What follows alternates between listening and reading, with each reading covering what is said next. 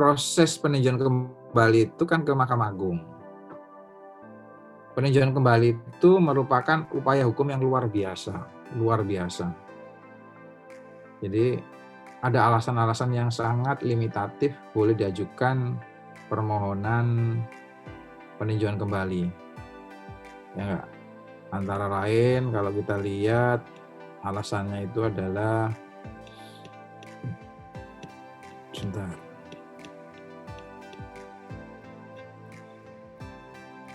Ya, diatur di dalam pasal 91 Undang-Undang 14 2002, misalkan yang pertama apabila putusan PP itu didasarkan atas suatu kebohongan atau tipu muslihat pihak lawan. Yang itu baru diketahui setelah diputus. Nah, bukti kebohongan itu harus didasarkan kepada suatu putusan pengadilan yang sudah inkrah dari pengadilan pidana. Kemudian alasan yang kedua, apabila diketemukan bukti baru yang tidak sempat disampaikan atau tidak muncul di saat persidangan. Tapi kalau bukti baru itu diungkap di persidangan, maka keputusannya akan berbeda. Itu yang kita kenal namanya novum. Ya. Atau yang ketiga, apabila dilakukan sesuatu hal yang dituntut lebih dari apa yang dituntut. Gitu. Kamu mintanya hanya 1 gelas minum air teh hangat, tapi kamu diberikan 5 gelas. Nah, ini berlebihan. Ini boleh kamu ajukan PK. Terus apabila ada sesuatu yang kamu tuntut tetapi belum diputus tanpa alasan, ya boleh kamu ajukan PK. Terus alasan yang lain adalah apabila suatu putusan yang nyata-nyata itu bertentangan dengan peraturan perundang-undangan. Nah, itu adalah alasan-alasan yang dapat diajukan PK. Kalau kita lihat alasan-alasan tadi adik-adik, itu kayaknya sangat limitatif gitu ya. Limitatif artinya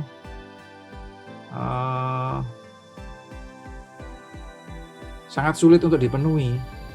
Tapi kenyataannya kalau kalian sempat ingat waktu Bapak minta ikut webinar ulang tahun pengadilan pajak kemarin, ternyata banyak sekali perkara sengketa pajak itu yang diajukan peninjauan kembali.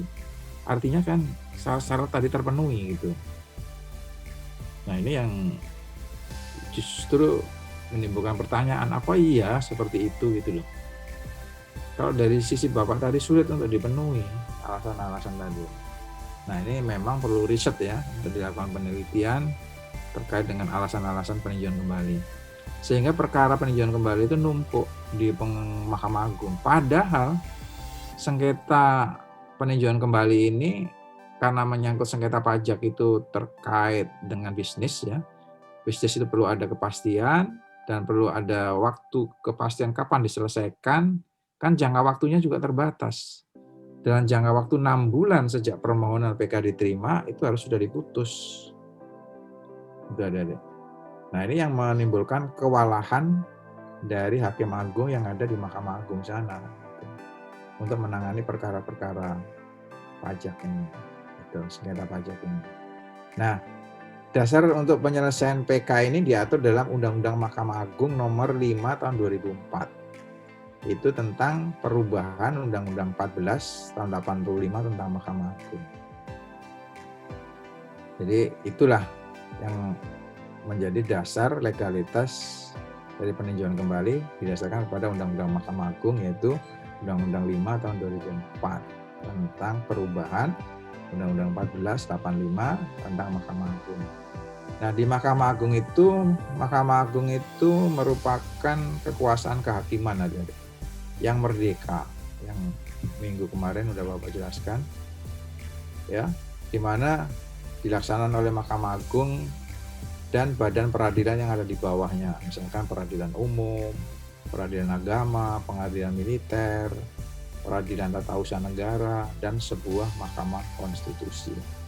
Nah, peradilan pajak di mana Pak Kus? Pengadilan pajak itu ada dalam lingkup pengadilan tata usaha negara. Nah, secara organisasi struktural Mahkamah Agung itu terdiri ada ketuanya, dibantu oleh 2 wakil ketua, sama sekretaris jenderal. Nah, yang menarik di sini di sekretariat jenderal itu adik-adik, bisa dibentuk beberapa direktorat jenderal. Yang mana kalau ini di kementerian itu di bawah menteri ya, tapi kalau di Mahkamah Agung itu di bawah sekretariat jenderal. Itu bisa dibentuk beberapa direktorat jenderal yang dipimpin oleh dirjen dan sebuah kepala badan. Gitu.